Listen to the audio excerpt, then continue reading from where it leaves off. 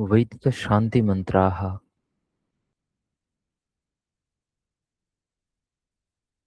श्रीगुरुभ्यो नमः। हरिः ॐ। सहनाववतु सहनो भुनक्तु सह वीर्यङ्करवावहै तेजस्विनावधीतमस्तु मा विद्विषावहै। ॐ शान्ति शान्ति शान्तिः। शन्नो मित्रः शं वरुणः शन्नो भवत्वर्यमा शन्न इन्द्रो बृहस्पतिः शन्नो विष्णुरुरुक्रमः। नमो ब्रह्मणे नमस्ते वायो त्वमेव प्रत्यक्षं ब्रह्मासि त्वामेव प्रत्यक्षं ब्रह्म वदिष्यामि ऋतं वदिष्यामि सत्यं वदिष्यामि तन्मामवतु तद्वक्तारमवतु अवतु माम् अवतु वक्तारम्। ॐ शान्ति शान्ति शान्तिः। भद्रं कर्णेभिः शृणुयामदेवाः भद्रं पश्येमाक्षभिर्यजत्राः स्थिरैरङ्गैस्तुष्टुवागुंशस्तनूभिः व्यशेम देवहितं यदायुः। स्वस्ति न इन्द्रो वृद्धश्रवाः स्वस्ति नः पूषा विश्ववेदाः स्वस्ति नस्तार्क्ष्यो अरिष्टनेमिः स्वस्ति नो बृहस्पतिर्दधातु। ॐ शान्ति शान्ति शान्तिः। नमो ब्रह्मणे नमो अस्त्वग्नये नमः पृथिव्यै नम ओषधीभ्यः नमो वाचे नमो वाचस्पतये नमो विष्णवे बृहते करोमि। ॐ शान्ति शान्ति शान्तिः। यः छन्दसां वृषभो विश्वरूपः छन्दोऽभ्योऽध्यमृतात् सम्बभूव समेन्द्रो मेधया आस्तृणोतु अमृतस्य देवधारणो भूयासम् शरीरं मे विचर्षणम् जिह्वा मे मधुमत्तमा कर्णाभ्यां भूरिविशुभम् ब्रह्मणः कोशोऽसि मेधया पिहितः श्रुतं मे गोपाय। ॐ शान्ति शान्ति शान्तिः। तच्छंयोरावृणीमहे गातुं यज्ञाय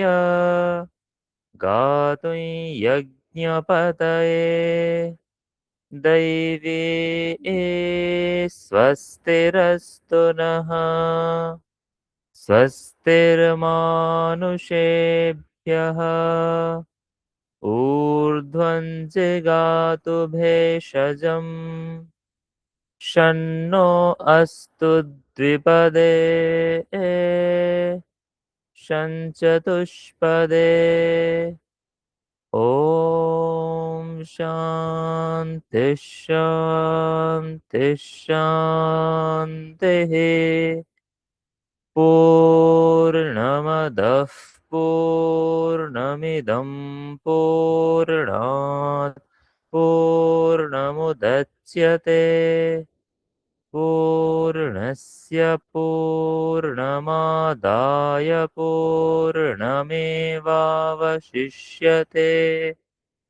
ॐ शान्ति शान्ति शान्तिः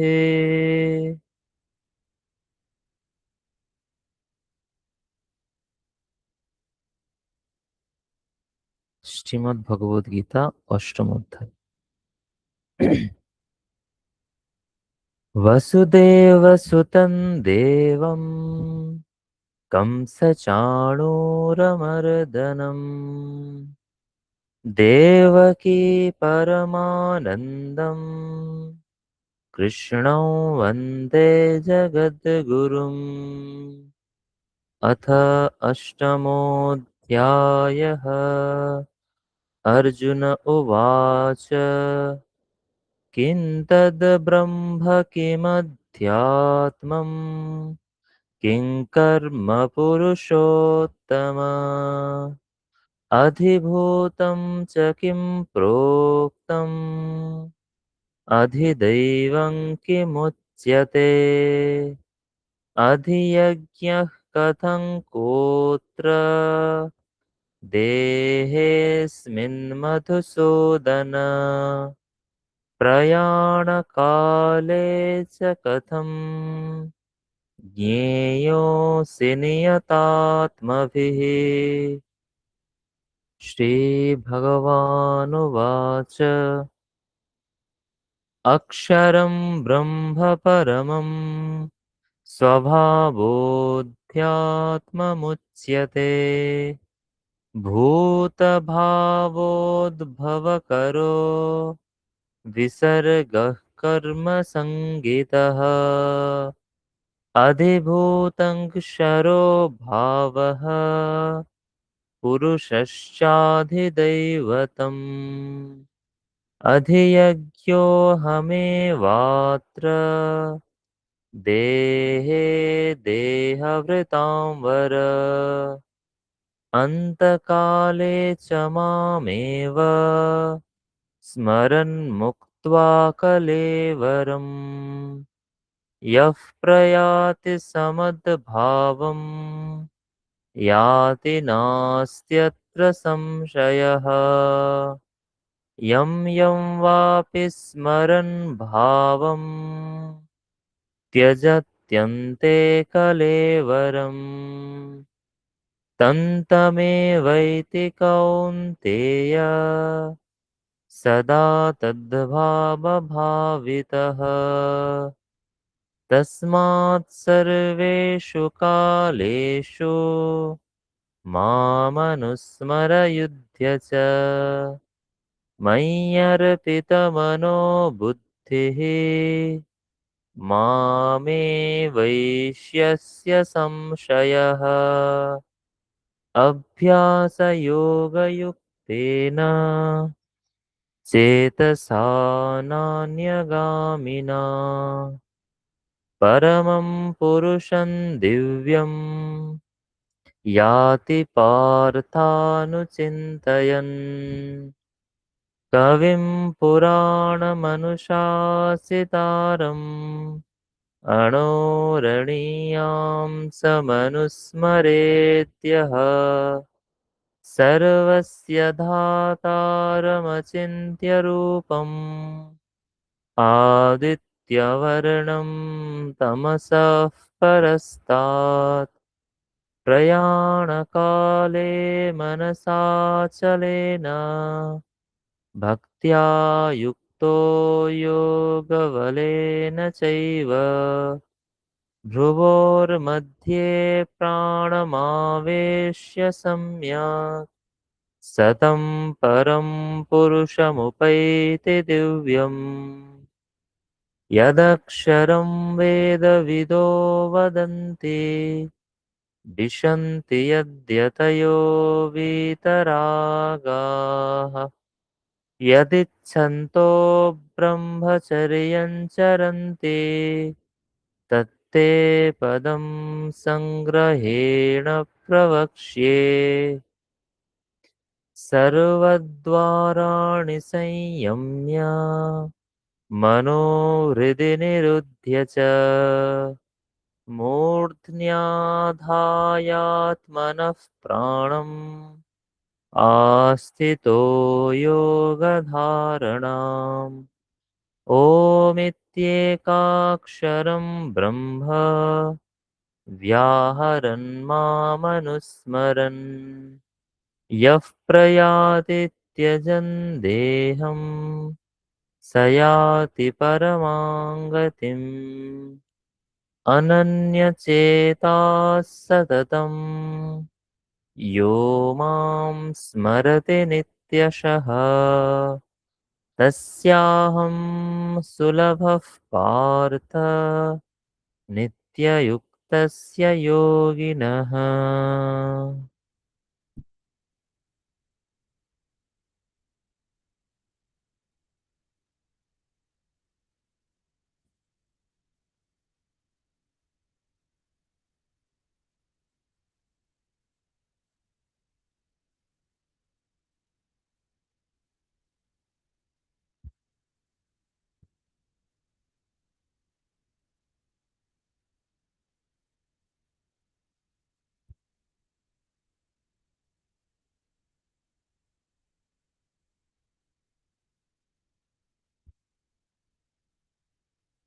আজকের মনন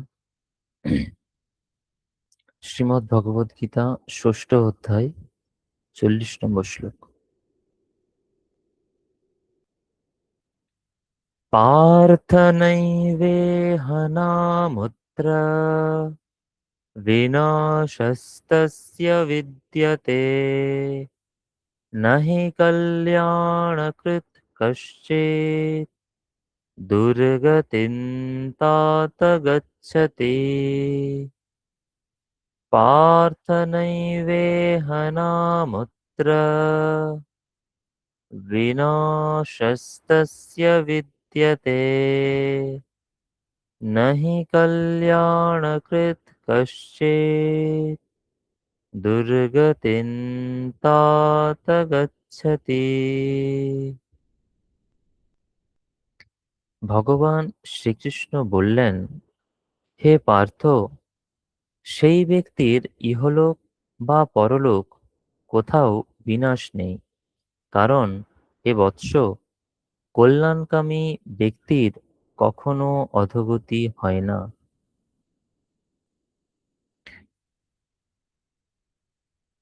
শ্রীমদ্ ভগবদ গীতার ষষ্ঠ অধ্যায়ে ভগবান অষ্টাঙ্গ যোগ সম্পর্কে উপদেশ করেছেন। সেই অষ্টাঙ্গ যোগে সমাধি বিষয়ে উল্লেখ করেছেন। যখন আত্মজ্ঞান লাভ হয় সমাধি অবস্থায়, তখন সেই সমাধি ব্যক্তি কিরূপ অনুভব করেন, তার কি কি বৈশিষ্ট্য, সেই প্রসঙ্গে ভগবান এখানে অনেক কথা বলেছেন। তিনি অপার আনন্দ লাভ করেন, তিনি সকলের মধ্যে সমত্ব দৃষ্টি লাভ করেন প্রভৃতি বলেছেন। কিন্তু অর্জুন সেখানে একটি প্রশ্ন করেছে যে মনের চঞ্চলতার কারণে এই আত্মতত্ত্ব আমি বুঝতে পারছি না, সমাধিযোগ আমি বুঝতে পারছি না।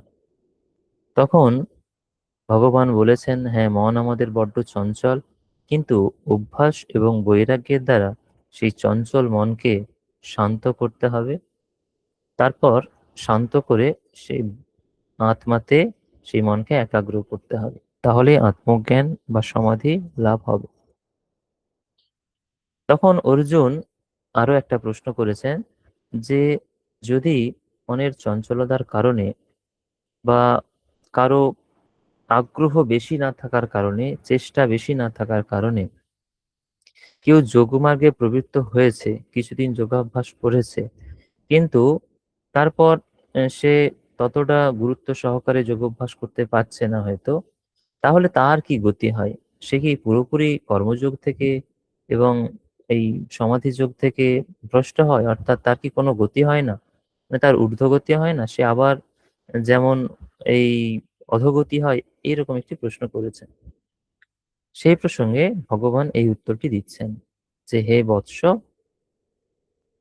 যে ব্যক্তি এইরকম কিছুমাত্র হলেও ভালো কাজ করে, তার কখনো ইহলোক বা পরলোকে বিনাশ নেই। বিনাশ শব্দের অর্থ এখানে নষ্ট হয়ে যাওয়া এরকম নয়। শঙ্করাচার্য অর্থ করছেন পূর্ব জন্ম থেকে হীন জন্ম প্রাপ্তি হচ্ছে এখানে বিনাশ শব্দের অর্থ।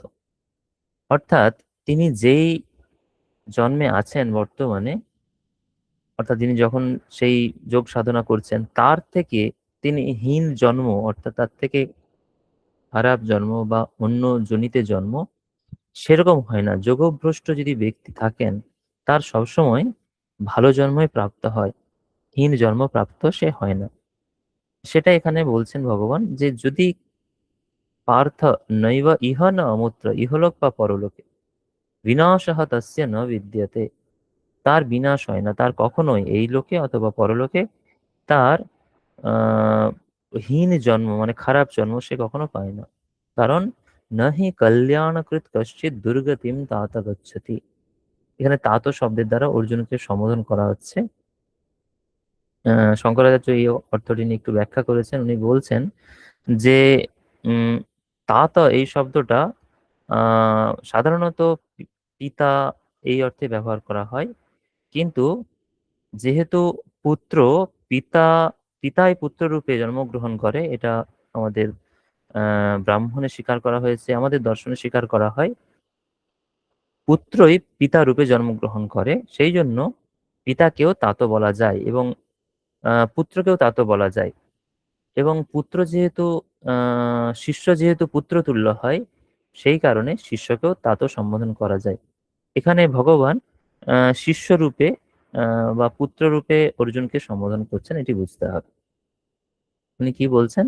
হে তাত, অর্থাৎ হে বৎস, নাহি কল্যাণকৃত কশ্চিৎ, অর্থাৎ যিনি কিছুমাত্র কল্যাণ করেন, যিনি কিছুমাত্র শুভ কর্ম করেন, ভালো কর্ম করেন, নিজের উন্নতির জন্য চেষ্টা করেন, আত্মাকে লাভ করার জন্য চেষ্টা করেন, তার কখনো দুর্গতি হয় না। অর্থাৎ তিনি কখনো খারাপ জন্ম, কুৎসিত জন্ম, অন্য গতি প্রাপ্ত হয় না।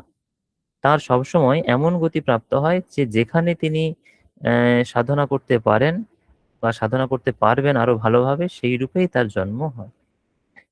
অন্যত্র ভগবান গীতাতে এরকম বলেছেন, যোগভ্রষ্ট কখনো খারাপ গতি প্রাপ্ত হয় না। যোগভ্রষ্ট এমন বাড়িতে জন্মগ্রহণ করবে, এমন যোনিতে জন্মগ্রহণ করবে যে যেখানে সে তার সাধনা শেষ করেছে আগের জন্মে, তার পরের জন্মে সেখান থেকে সে শুরু করার সুযোগ পাবে, শুরু করতে পারবে, এইরকম পরিবেশ পরিস্থিতি যেখানে থাকবে সেই রকম জায়গাতেই যোগভ্রষ্ট ব্যক্তি জন্মগ্রহণ করতে পারবে। সাধারণভাবে যদি অর্থ দেখা হয়, যদি কেউ কল্যাণ করে, অর্থাৎ কেউ যদি ভালো কাজ করে, তার কখনো দুর্গতি হয় না। এটা সাধারণ অর্থ। আমরা বিশেষ অর্থে যদি শঙ্করাচার্যের ভাষ্য ঢুকি, তখন এরকম দুর্গতি শব্দের অর্থ তিনি এরকম খারাপ জন্ম বলছেন। এটা সাধারণভাবে এরকমই ব্যাখ্যা করা হয়। অনেক জায়গায় দেখবেন যে এই ছোট অংশটাই, নাহি কল্যাণকৃত কশ্চিৎ দুর্গতিম তাত গচ্ছতি, এই অংশটাই দেওয়া হয়। তার অর্থ এরকম দাঁড়ায় যে কেউ যদি ভালো কাজ করে, যদি অন্যের উপকার করে, সে কখনো দুর্গতি প্রাপ্ত হয় না। ভগবান সবসময় তার সঙ্গে থাকে, সে কখনো খারাপ গতি হয় না, তার খারাপ কর্মফল হয় না। হয়তো ওপরের দিক থেকে আমি হয়তো সত্য কথা বললাম, আমি কারো উপকার করলাম, হয়তো তাতে ওপর থেকে দেখা গেল তাতে আমার অপকার হলো বা আমার কেউ ক্ষতি করার চেষ্টা করছে, কিন্তু ভগবান তার সঙ্গে আছেন, তার কখনো খারাপ হয় না। এই কথাটাও সাধারণভাবে এটা থেকে উঠে আসে এই শ্লোকের অংশ থেকে। এই জন্য আমরা এভাবেও ব্যাখ্যা করতে পারি যে যিনি ভালো কাজ করেন, লোকের উপকার করেন, নিজের উপকার করেন, নিজেকে আত্মজ্ঞান লাভ করার জন্য যোগ্য করে তোলার চেষ্টা করেন, সেই ব্যক্তি কখনো দুর্গতি প্রাপ্ত হয় না, কারণ ভগবান তার সঙ্গে থাকেন। আপাতভাবে দৃষ্টিতে দেখলে যদি মনে হয় যে হয়তো সে খারাপ গতি প্রাপ্ত হচ্ছে বা তার দুঃখ কষ্ট প্রভৃতি হচ্ছে, কিন্তু সেটা পারমার্থিকভাবে মানে ভগবান তাকে ছেড়ে চলে যাচ্ছে এরকম নয়। দুঃখ কষ্ট প্রভৃতি ভগবান আমাদেরকে দেন যাতে আমাদের মধ্যে যে ভগবানকে জানার প্রতি ইচ্ছেটা আছে সেটা আরো বেশি হয়। সেই জন্য ভগবান আমাদেরকে মাঝে মাঝে দুঃখ দেন, কারণ দুঃখ পেলে তবে আমরা ভগবানকে বেশি করে জড়িয়ে ধরার চেষ্টা করি। যাদের মধ্যে ভগবান সত্যিই ভগবানকে পাওয়ার ইচ্ছে আছে, তারা একটু কষ্ট পেলেই দেখবেন ভগবানের উপর দোষারোপ করতে শুরু করে যে ভগবান আমাকে কষ্ট কেন দিচ্ছ। তার মানে এইটা বুঝতে হবে যে ভগবান চাইছেন যে সে একটু একটু কষ্ট পেলে ভগবানকে আরো বেশি ডাকবে, এরকম ভাবে অনেকে ব্যাখ্যা করে। যাই হোক, তাহলে আমরা এখান থেকে একটা অভয় বাণী পেলাম। ভগবান বলছেন যদি কেউ কারো কল্যাণ করে তাহলে তার কখনো খারাপ গতি প্রাপ্ত তিনি হন না। আমরা এখানেই আজকে উপাসনা পর্ব শেষ করছি। আপনারা আপনাদের প্রাত্যহিক জপ ধ্যান পূজা পাঠ প্রভৃতির মাধ্যমে একটি নূতন সুন্দর দিন শুরু করুন। সকলে সুস্থ থাকবেন। সকলকে সুপ্রভাত।